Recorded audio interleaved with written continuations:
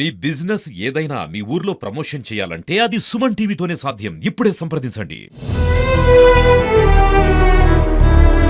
క్లాస్‌లోని అందరిని అక్క, చెల్లి అని ఇప్పుడు లైంగికంగా వేధించిన మేడమ్స్ కూడా అక్క, అమ్మ అని పిలిచేవాడు తప్పించి గాని ఇంకో మాట వచ్చేది కాదండి వాడి నోటి నుంచి.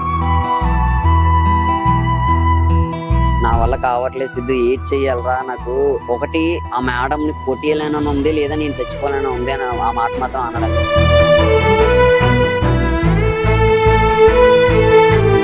సమతా కాలేజ్ సిస్టంలోనే లేని రూల్స్ అన్ని వాళ్ళ సెక్షన్కి మాత్రమే ఉంటాయండి. నాకు ఎలాగో జాబ్ వచ్చింది, ఎగ్జామ్ అవగానే నన్ను ఎలాగో తీసుకెళ్ళిపోతారు హైదరాబాద్. నేను అలాగనే వెళ్ళిపోయి నేను జాబ్ చేసుకుంటాను, నువ్వు ఇక్కడ ఉండు, అమ్మా నాన్నలు అందరూ నీటి చూసుకో, నేను అక్కడి నుంచి డబ్బులు పంపిస్తే నువ్వు బిజినెస్ పెట్టుకో. Welcome to Suman TV. నేను మీ చందు యాదవ్. సాయి తేజ అర్ధాంతరంగా ఉరి వేసుకుని చనిపోవడం, అసలు ఎందుకు చనిపోయాడు, ఎట్లా చనిపోయాడు, సాయి తేజకు వచ్చిన కష్టం ఏంటి అని చెప్పి సాయి తేజ తమ్ముడు సిద్ధు ఉన్నాడు. సిద్ధుని అడిగి మరిన్ని విషయాలు తెలుసుకునే ప్రయత్నం చేద్దాం. అసలు సాయి తేజ ఎట్లా ఉండేవాడు, ఎట్లా చదివేవాడు, అసలు ఎందుకు ఈ రోజు ఈ సంఘటన ఎందుకు జరిగిందో సాయి తేజ తమ్ముడు ఉన్నాడు, వారిని అడిగి మరిన్ని విషయాలు తెలుసుకునే ప్రయత్నం చేద్దాం. ఎట్లా ఉండేవాడు నీతో సాయి తేజ? నాతో చాలా క్లోజ్ గా ఉండేవాడు అండి. మంచి వ్యక్తి. కాలేజ్ లో ఒకరిని బ్యాడ్ గా బిహేవ్ చేయడం అనేది ఉండదు. అలాగని చదవని స్టూడెంట్ కూడా కాదు, మంచి టాప్ ర్యాంకర్ అండి. అలాగని క్లాస్ లోని అందరినీ అక్క, చెల్లి అని ఇప్పుడు లైంగికంగా వేధించిన మేడమ్స్ కూడా అక్క, అమ్మ అని పిలిచేవాడు తప్పించి కానీ ఇంకో మాట వచ్చేది కాదండి వాడి నోటి నుంచి. ఇంట్లో నీతో ఎట్లా బిహేవ్ చేసేవాడు? సరదాగా ఉండేవాడు అండి, ఇంట్లో అందరితోని సరదాగా ఉండేవాడు. కాకపోతే వీళ్ళు పెట్టిన బాధలు బయటికి చెప్పుకోలేక, అలాగని ఫ్రెండ్స్ కి చెప్తే వాళ్ళ సర్కిల్లో ఉన్న వాళ్ళ క్లాస్ లో చెప్పే వాళ్ళకి అందరికి చెప్తే ఎక్కడ వాళ్ళు కూడా వీళ్ళలాగా క్రిటిసైజ్ చేసి వీళ్ళలాగా హింస పెడతారేమో, వాళ్ళకు కూడా మార్క్స్ ద్వారా ఎక్సెట్రా రికార్డ్స్ ద్వారా అలాంటి ద్వారా వీళ్ళకి కూడా ఇలాగ ఇబ్బంది అవుతుందేమో అనేసి భయపడి ఫ్రెండ్స్ కూడా చెప్పడం మానేశాడని. అప్పుడప్పుడు చెప్తూ ఉంటే లైక్లే, ఈ జనరేషన్ అలాంటిదే కదండి, లైక్లే ఏముంటది, ఏదో షో అప్ కోసం చెప్పుకుంటాడేమో అని అనుకునేవాడిని.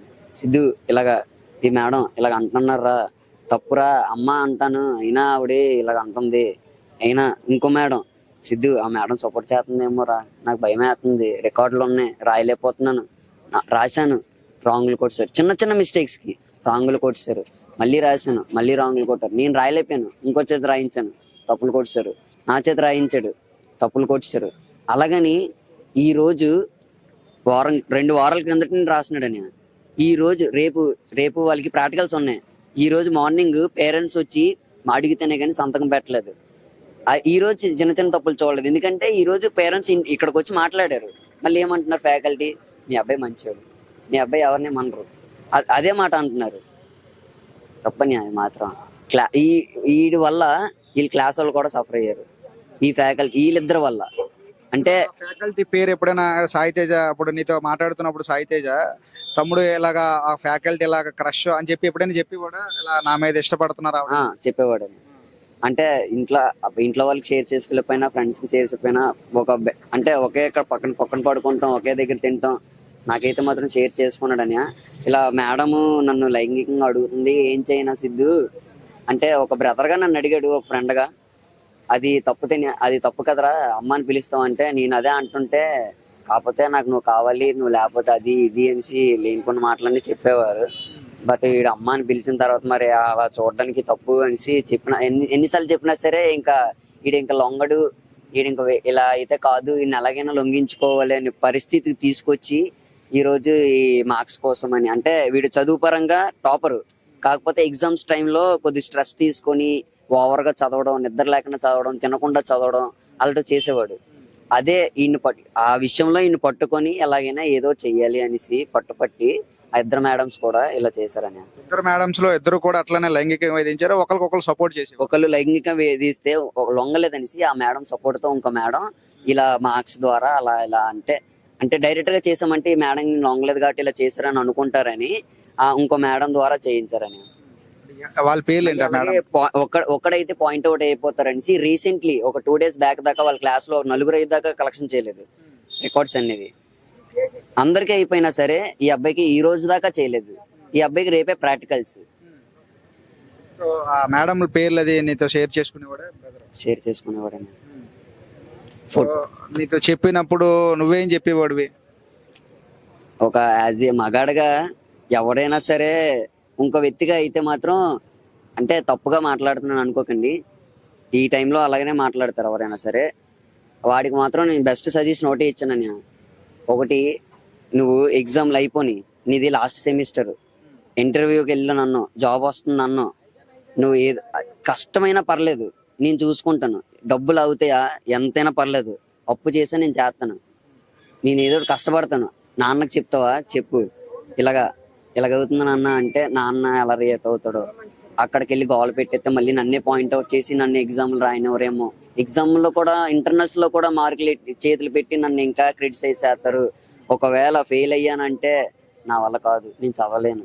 ఇప్పటికీ చాలా బాధలు పడ్డాను, ఇంతవరకు రాశాను, ఇంతవరకు చేశాను, అది చేశాను, ఇది చేశాను, ఇలా చేశాను, అలా చేశాను, ఇంత డబ్బులు ఖర్చు పెట్టాను, ఇంత బుక్కులు కొన్నాను, ఇంత రికార్డులు రాశాను, అయినా నా వల్ల కావట్లేదు. నేను నైట్ కూడా అలాగే బాధపడ్డాడని, నా వల్ల కావట్లేదు సిద్ధు, ఏడ్ చెయ్యాలరా, నాకు ఒకటి ఆ మేడంని కొట్టియలేనని ఉంది, లేదా నేను చచ్చిపోలేని ఉంది అని ఆ మాట మాత్రం అన్నాడని.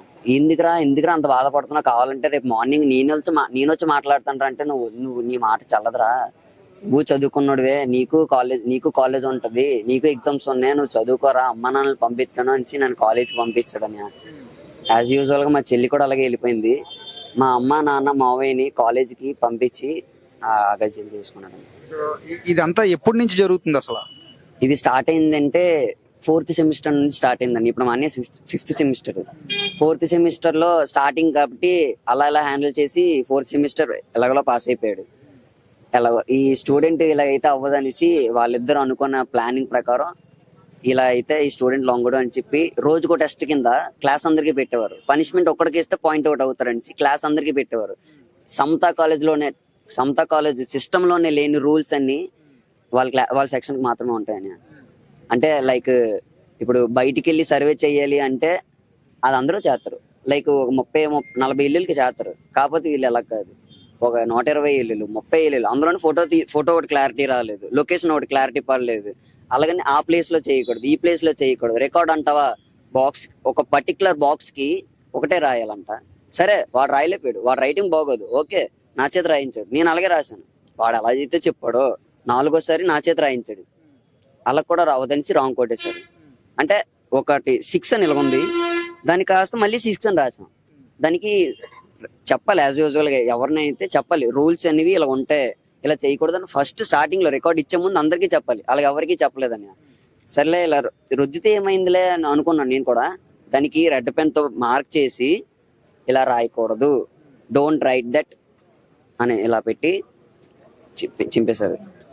సో చనిపోయే ముందు నీతో ఏం మాట్లాడాడు? చనిపోయినప్పుడు సిద్ధు ఏంటి ఇలా నువ్వు బాగా ఉండు, బాగా చదువుకో అని చెప్పి ఏమైనా చెప్పాడా చనిపోయే ముందు? అలా ఏం చెప్పలేదు, కానీ నైట్ మాత్రం సిద్ధు నాకైతే మాత్రం కాలేజ్కి వెళ్ళాలని లేదు, ఎంత బేగా ఈ కాలేజ్ నన్ను వదిలేస్తే నేను అంత ఫ్రీగా ఉండి, నాకు ఎలాగో జాబ్ వచ్చింది, ఎగ్జామ్ అవగానే నన్ను ఎలాగో తీసుకెళ్ళిపోతారు హైదరాబాద్, నేను అలాగనే వెళ్ళిపోయి నేను జాబ్ చేసుకుంటాను, నువ్వు ఇక్కడ ఉండు, అమ్మా నాన్నలు అందరూ నీటి చూసుకో, నేను అక్కడి నుంచి డబ్బులు పంపిస్తే నువ్వు బిజినెస్ పెట్టుకో, చెల్లిని అమ్మని ఆ నాన్నని నీటి చూసుకొని ఉండరా, నేను అక్కడి నుంచి డబ్బులు పంపిస్తే నీకు ఏ కంగారు ఉండదు, అంతవరకు కొంచెం నాన్ననైనా అమ్మనైనా కొంచెం కష్టం ఉంటది, నువ్వు ఆ కష్టంలో పాలు పంచుకో నాన్నలతో పాటు, ఆ మిగతా కష్టం అంతా నేను చూసుకుంటాను రా అని చెప్పాడని.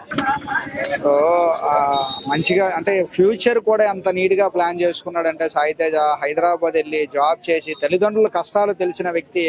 సో నేను హైదరాబాద్ వెళ్ళి ఉద్యోగం చేసి నీకు డబ్బులు పంపిస్తాను సిద్ధు, చూసుకో నీట్ గా తల్లిదండ్రులు చూసుకో అంటూ కూడా చెప్పి ఈ రోజు ఆ ఇంటికి పెద్ద దిక్కులో ఉండేటటువంటి వాడు నాతో చాలా సరదాగా ఉండేవాడు అన్నయ్య. ఈ రోజు టీచర్లు చేసిన పనికి ఈ రోజు మా మధ్య లేకుండా పోయాడు. ఈ రోజు నిజంగా చెప్పడానికి కూడా మాటలు రావట్లేదు. అంటే ఒక తమ్ముడు అంటే ఎంత మంచిగా చదివినటువంటి స్టూడెంట్స్ ఇలా దూరం అవుతాడని ఎవరు కూడా ఎక్స్పెక్ట్ చేయలేదు. ఈ రోజు కూడా తమ్ముడు కూడా ఎక్స్పెక్ట్ చేసి ఉంటాడు సిద్ధు. సో చనిపోయే ముందు కూడా నీట్గా చూసుకో, అమ్మా నాన్నల కష్టం తెలిసిన వాళ్ళు వాళ్ళ కష్టాల్లో పాలు పంచుకో, వారితో చేదోడు వాదోడుగా ఉండు, అమ్మా నాన్నలకు సపోర్ట్ చేయి అంటూ కూడా చెప్పి ఈరోజు తన తనువుని అర్ధాంతరంగా చాలించాడు. ఇటువంటి ఘటనలు జరగకుండా ప్రతి ఒక్కరూ బాధ్యత తీసుకోవాలి. కళాశాల అంటే కూడా విద్యాబుద్ధులు నేర్పించాలి. విద్యాబుద్ధులు నేర్పించకుండా కొంతమంది ఇటువంటి కీచక ఉపాధ్యాయురాలు ఉండడం వల్ల సమాజానికే చెడ్డ పేరు. ఒక చేతికి అందొచ్చిన కొడుకు దూరమైన కుటుంబ సభ్యులంతా కూడా బాధపడుతున్నారు. ఇటువంటి ఘటనలు జరగకుండా ప్రతి ఒక్కరు కూడా బాధ్యత తీసుకోవాలి. సో కళాశాలకు సంబంధించిన యాజమాన్యం తక్షణం వారిపై చర్యలు తీసుకొని బాధితులకు న్యాయం చేస్తారని అందరితో పాటు మనం కూడా కోరుకుందాం. మరిన్ని లైవ్ అప్డేట్స్ కోసం చూస్తున్నాను సుమన్ టీవీ వీడియో జర్నలిస్ట్ రాజుతో చందు, సుమన్ టీవీ విశాఖపట్నం.